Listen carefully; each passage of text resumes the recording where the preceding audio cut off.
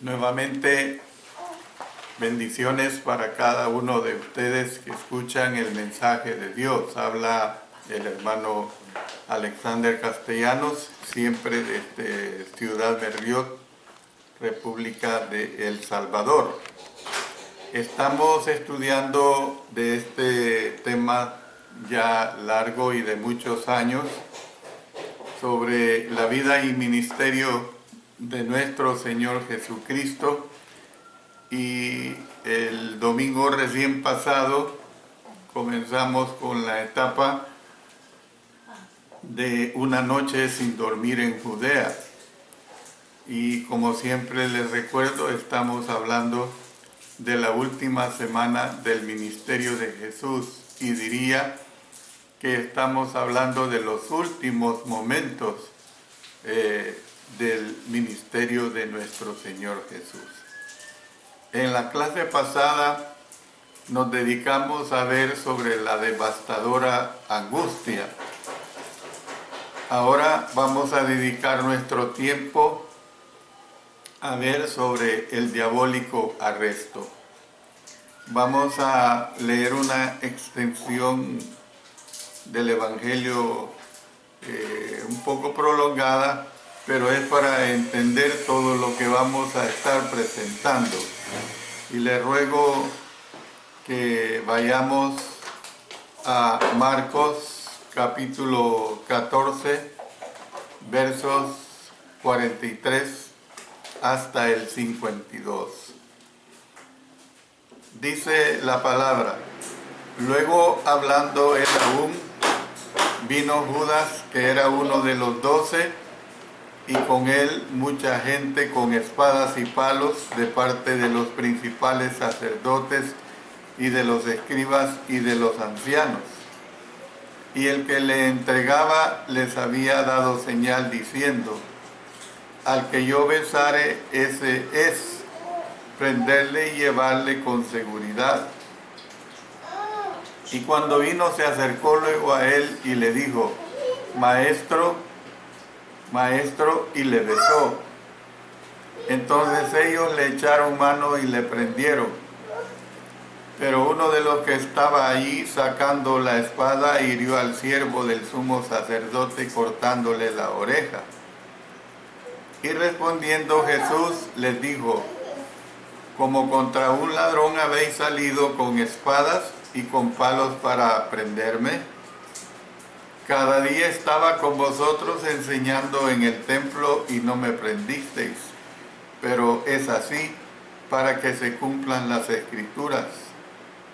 Entonces todos los discípulos, dejándole, huyeron, pero cierto joven le seguía cubriendo el cuerpo con una sábana y le prendieron, mas él, dejando la sábana, huyó desnudo.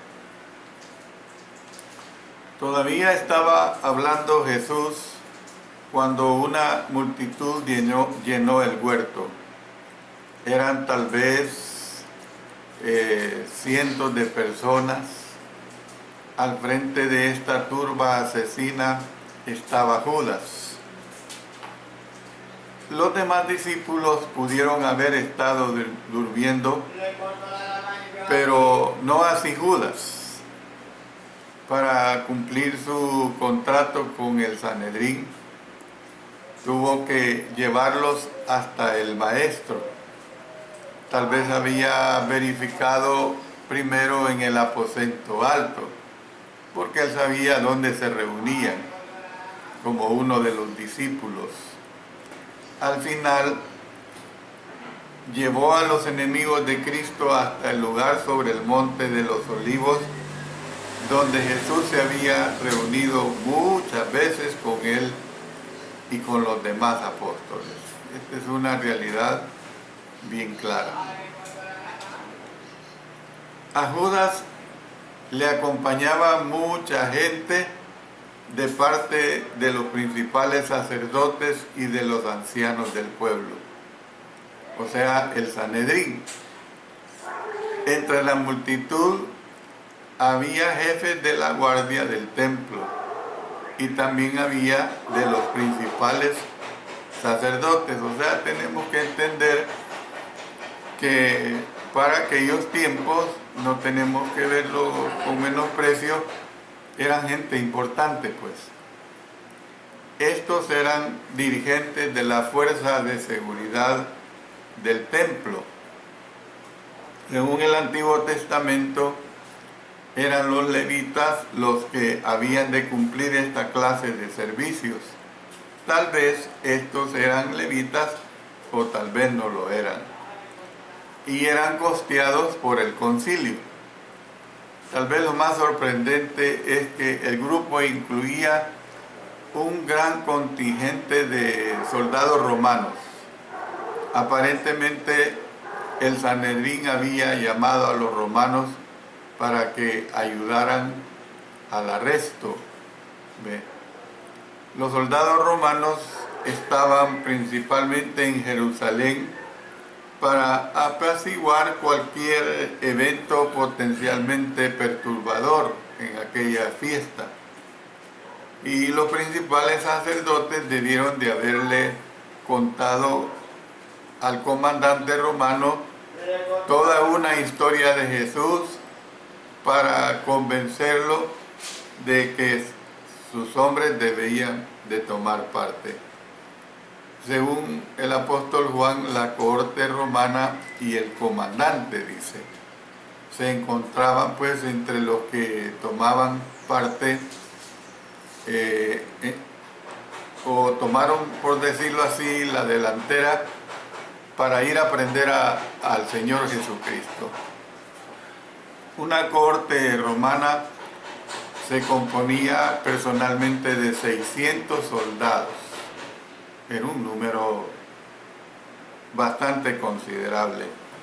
Y de esto quiero volver a dar más amplitud.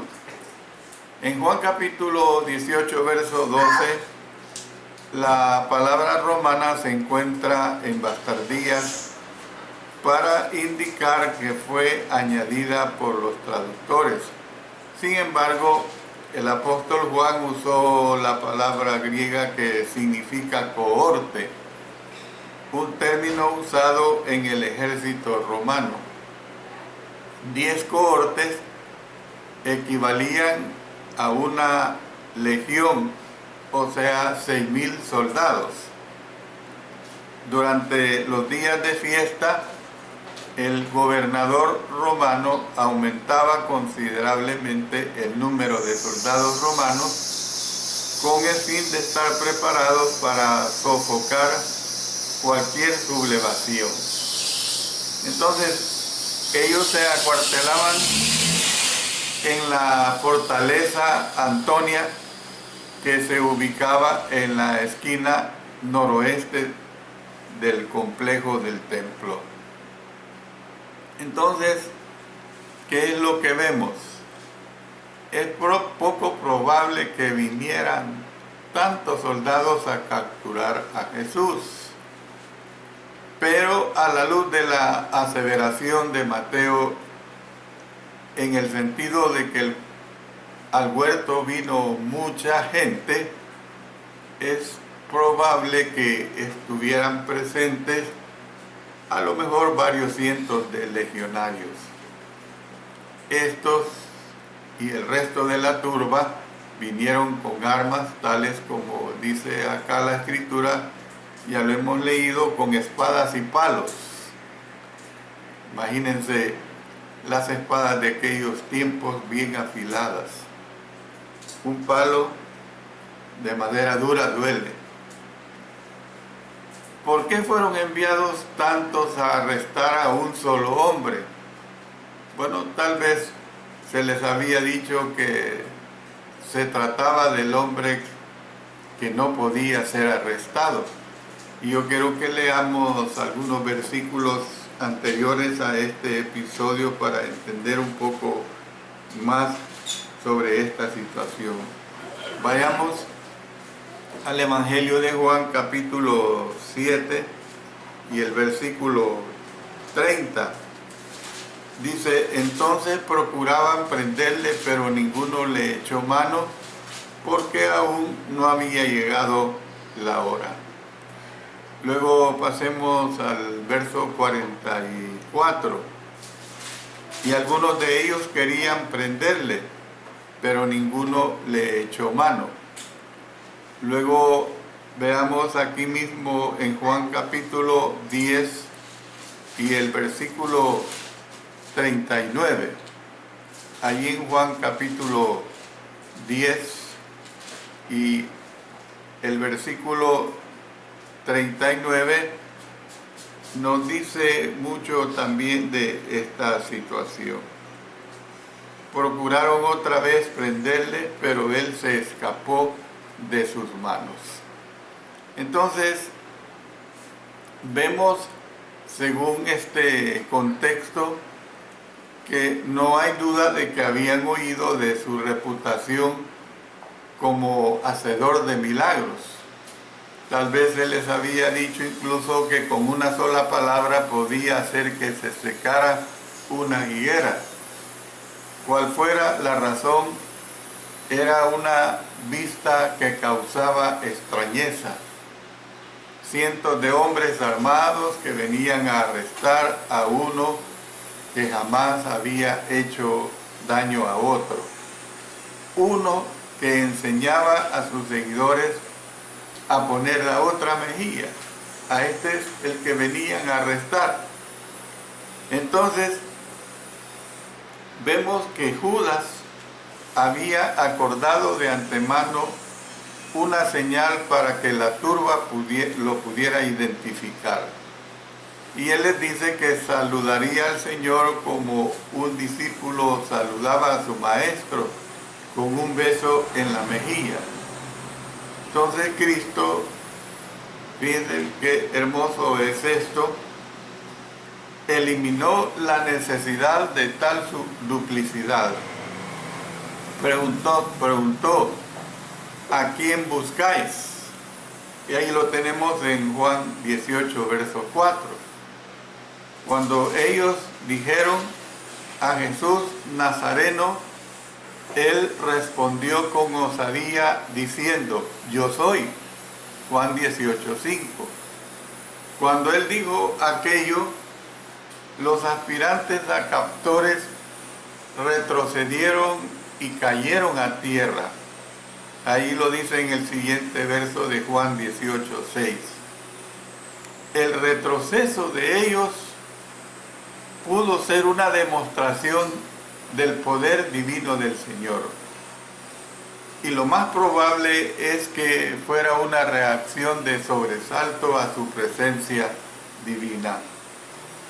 Es decir, que su presencia divina había permitido a Jesús echar del templo a los cambistas. Es decir, que podemos decir que se sintieron sobrecogidos, a lo mejor apenados e inseguros delante de él. La blanca luz de su pureza le produjo una sensación de culpa al alma de ellos. Podemos decir que ellos esperaban atraparlo, pero él los atrapó a ellos. Es una realidad que se ve claramente aquí. Eso de que retrocedieron, ¿no creen que es algo sorprendente? ¿Quién? Solo imagínense ustedes, retrocedan siglos atrás, vámonos a los tiempos presentes. Las noticias nos presentan cómo es que un contingente bien armado de seguridad de la policía o del ejército capturan a un delincuente. Y cuando hemos visto que cuando le están capturando retroceden. Nunca se ve eso. Toman de él, lo apresan inmediatamente, lo esposan y ya es un reo. En el Señor Jesús no se dio esa situación. Cristo tuvo que recordarle a la desconcertada multitud la misión que venía a cumplir. nuevamente preguntó: ¿a quién buscáis? Y ellos repitieron: a Jesús Nazareno. Verso 7 de Juan 18, Jesús dijo: os he dicho que yo soy. Os he dicho que yo soy. Luego, señalando a los 11, añadió: pues si me buscáis a mí, dejad ir a estos. Puede que no le preocupara su propia seguridad, pero sí le preocupó el bienestar de sus discípulos. Es algo sorprendente también esta situación. Le preocupó el bienestar de sus discípulos.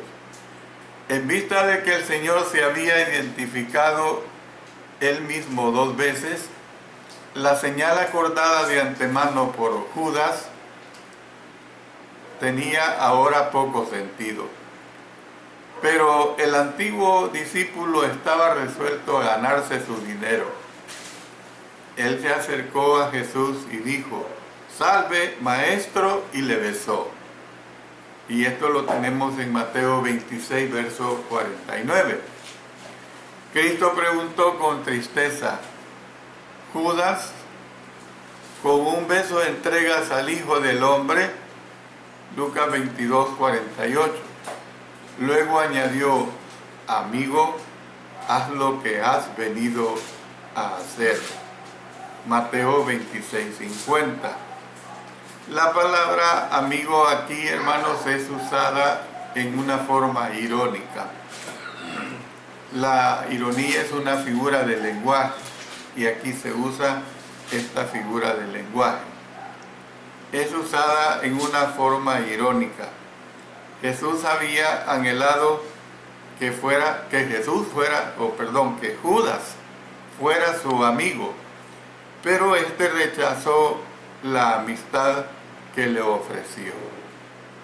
Y le dijo: amigo, haz lo que has venido a hacer, no te detengas. ¿Ves? Tu corazón ya está pervertido. Y así es, el corazón del que está pervertido, hermanos, así va a continuar. Muy difícil, corazones pervertidos a este grado se vuelven a Dios, se arrepienten. Entonces, en vista pues de que el Señor se había identificado él mismo 2 veces, pues ya no había más que hacer. Tal vez la multitud observó con aprehensión, o sea, con escrúpulo, cuando Judas se acercó a Jesús preguntándose: ¿qué vas a hacer ahora? ¿O qué va a hacer ahora el hacedor de milagros?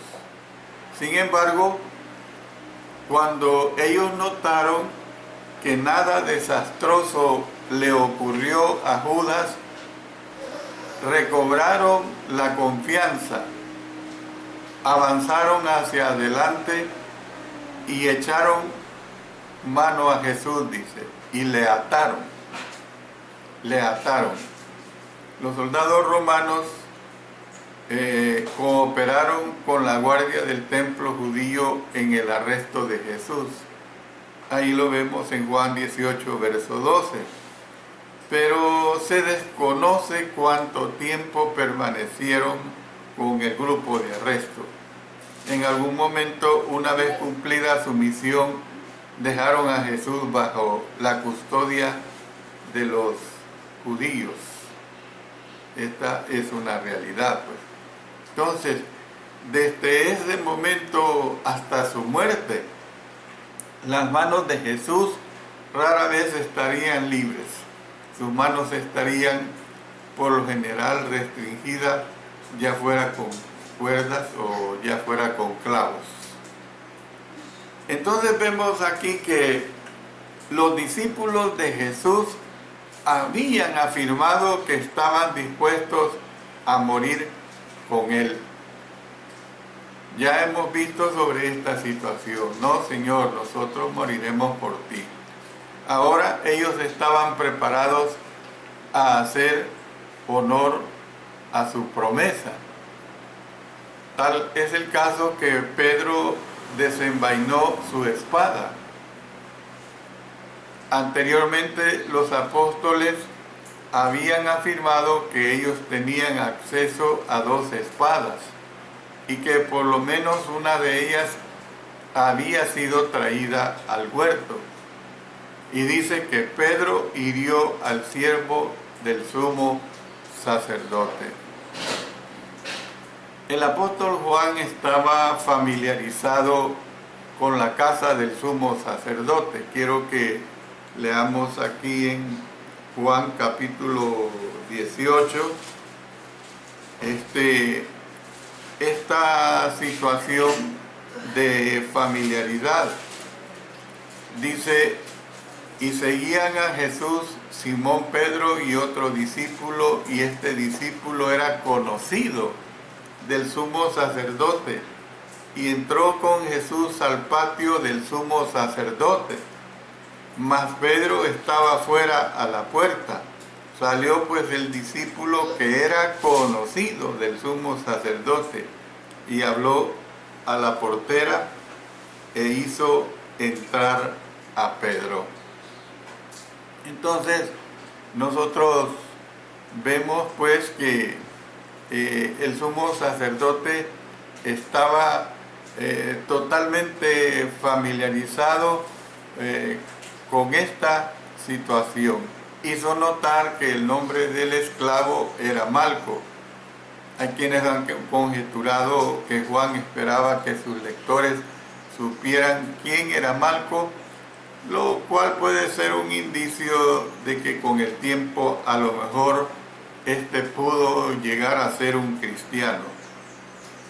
Juan es también el único autor que mencionó el nombre del aspirante a espadachín, y tal vez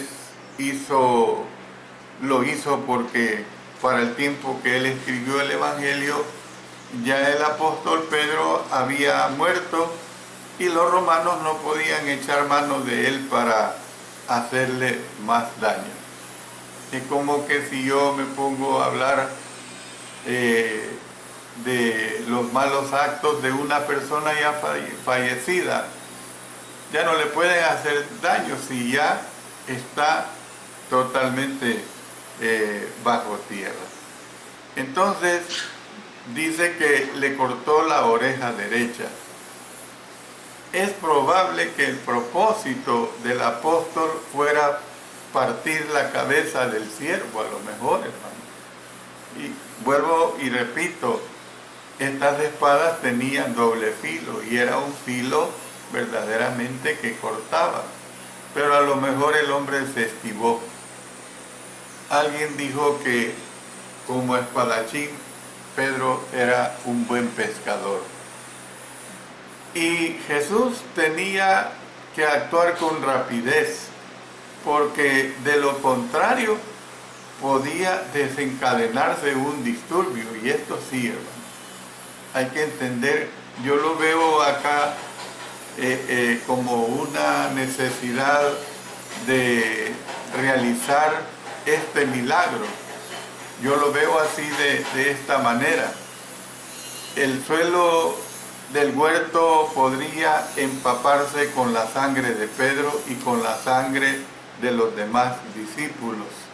Entonces el Señor le grita a Pedro: basta ya, dejad, vuelve tu espada a su lugar, porque todos los que tomen espada, a espada perecerán. Hermanos, tenemos que pensar, mejor dicho, que las batallas espirituales no se pelean con armas físicas.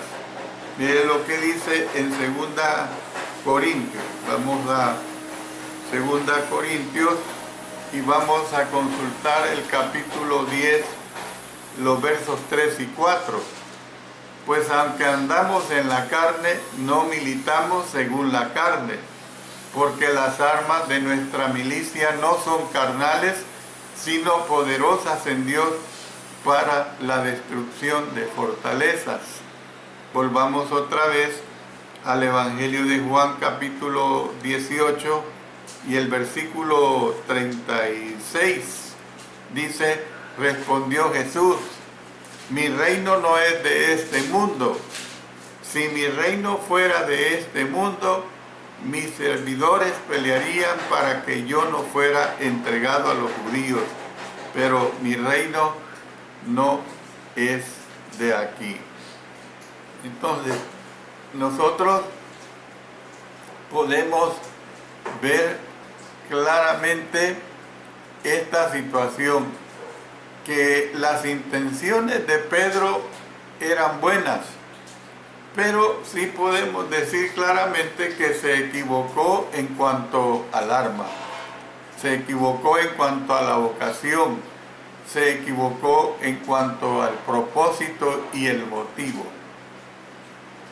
Si una defensa hubiera sido lo indicado, el Señor Jesús tenía los suficientes recursos más poderosos que un aspirante a espadachín. Le dijo al apóstol Pedro, ¿acaso piensas que no puedo ahora orar a mi Padre y que Él no me daría más de 12 legiones de ángeles? Ya en anteriores estudios he dicho que una legión completa en número consistía en 6.000 soldados. Una legión, usted imagínense 6.000 soldados. El soldado de por sí impresiona porque la vestimenta le hace verse más corpulento, no digamos las armas que lleva. Solo imagínense una legión de 6.000 soldados. ¿Ve? Entonces, aquí estamos hablando de 12 legiones. 72.000 ángeles habrían sido más que suficientes para despachar a los cientos que habían venido a arrestarlo. Y es más, en realidad, un solo ángel para Dios habría sido suficiente. Se ha insinuado que Cristo usó la cifra 12 porque él y sus 11 discípulos sumaban 12, de modo que una legión protegería a cada uno de ellos. Sin embargo, es probable que la cifra no tuviera otro propósito más que describir una fuerza arrolladora, un ejército de semejante cantidad de soldados es una fuerza arrolladora. Lo que el Señor pues estaba diciendo era algo que ya había dicho anteriormente.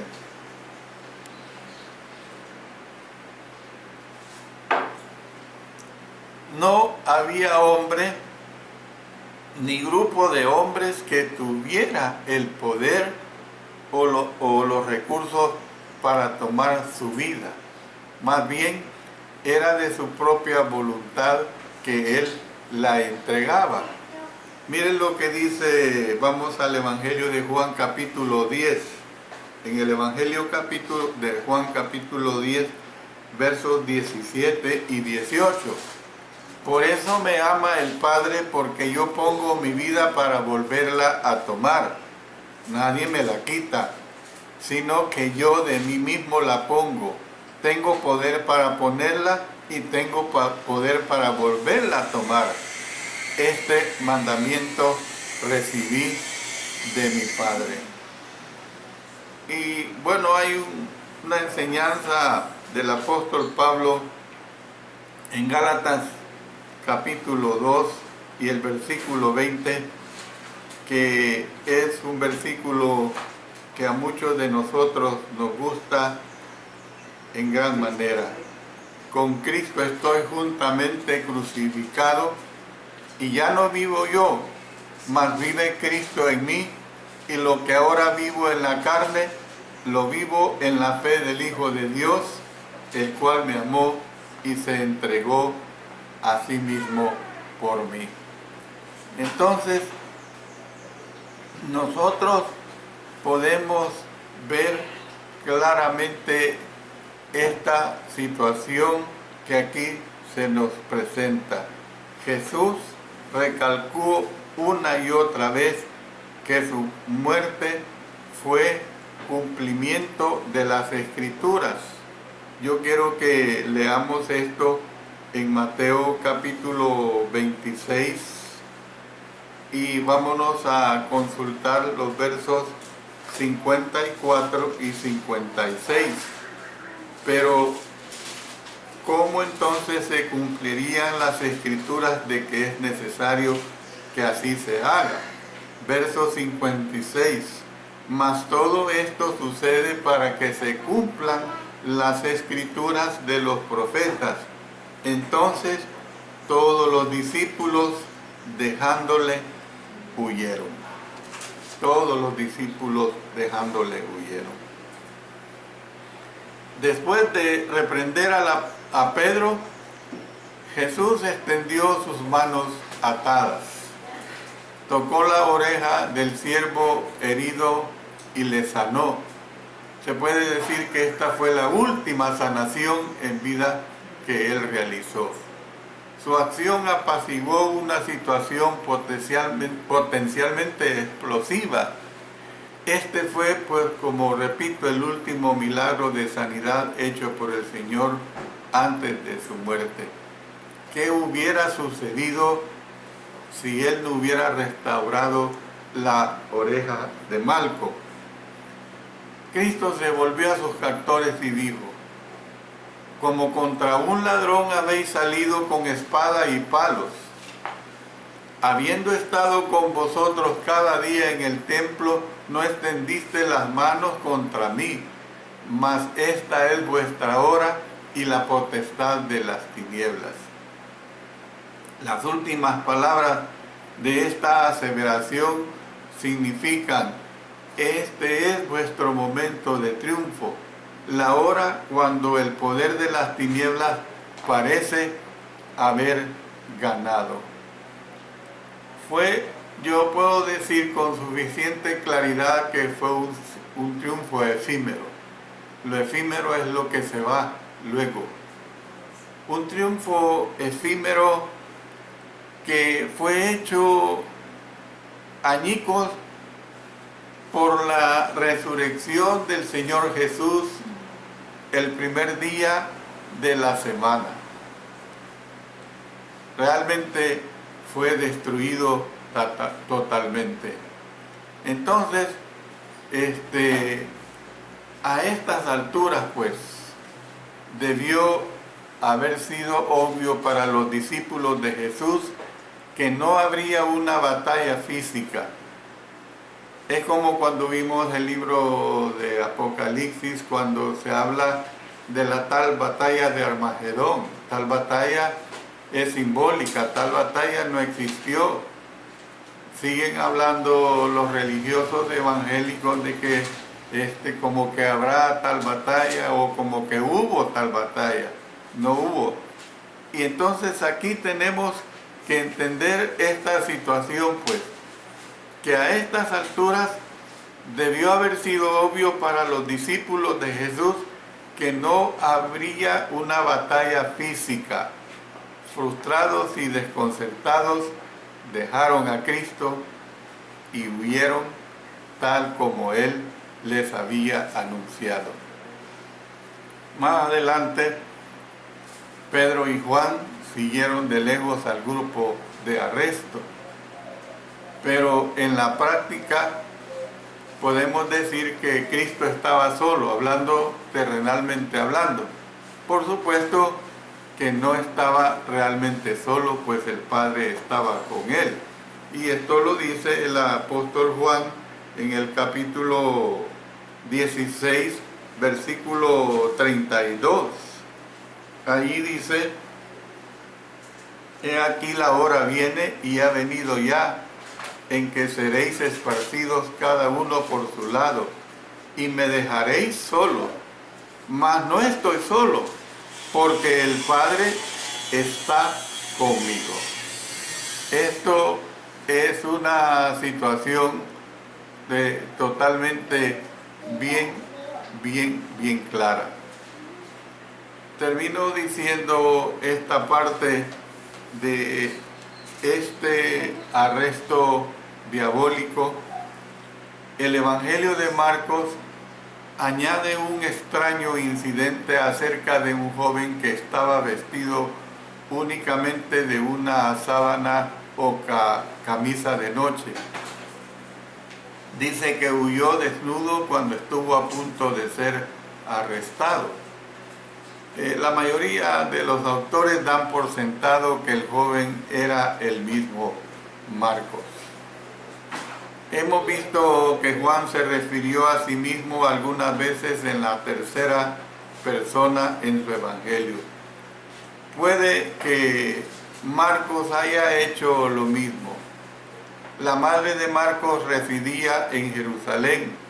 Como se hizo notar anteriormente, es posible que a lo mejor la casa de ella fuera el sitio donde se llevara a cabo la última cena. Que el joven haya seguido a Jesús y a sus apóstoles cuando salieron del aposento alto, o que haya ido al huerto después, no es algo que esté claro. Si Judas primero llevó a la turba al aposento alto, puede que Marcos haya seguido a ese grupo hasta donde estaba Cristo. De algún modo, pues el joven debió de haber dado indicios de que él era el discípulo de Jesús, porque los de la turba le prendieron.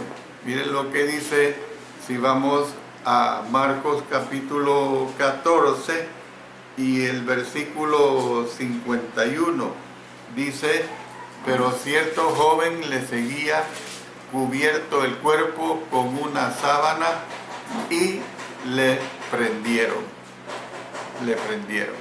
Entonces, puede que esta haya sido la forma como es que Marcos nos da testimonio de la veracidad del relato. Puede que lo haya hecho con el propósito de dar a entender: yo estuve allí y sé de qué estoy hablando. Tal vez el propósito de Marcos fue de hecho decir: no juzguen a los discípulos con demasiada dureza. Y él pudo haber dicho: si ustedes hubieran estado allí, también hubieran oído. Lo sé porque yo huí. Podrían darse todas estas especulaciones, pero lo importante de este mensaje que hoy hemos estudiado es precisamente entender ese diabólico arresto. ¿Cómo es que el Señor quiso que fuera su amigo, no fue su amigo? Y es triste. Muchas veces así nos pasa en la vida, de que a uno que creemos nuestro amigo o nuestra amiga nos traiciona. Ojalá que nosotros no seamos ese tipo de personas. Ojalá que nosotros, cuando brindemos una amistad, sea verdaderamente sincera. Esto es lo que la palabra del Señor nos dice. Si usted quiere seguir aprendiendo más acerca de este proceso del arresto, de la muerte, de la crucifixión, y por supuesto que vamos a hablar gloriosamente de la resurrección de nuestro Señor Jesucristo, yo le invito a que no deje de escuchar estos mensajes. En la próxima lección vamos a ver ese apresurado proceso que se siguió para crucificar a nuestro Señor, pero lo vamos a ver con suficiente claridad en esta otra parte. Dios bendiga su palabra y Dios bendiga a cada uno de ustedes en esa lucha por comprenderla lo mejor que puedan. Amén.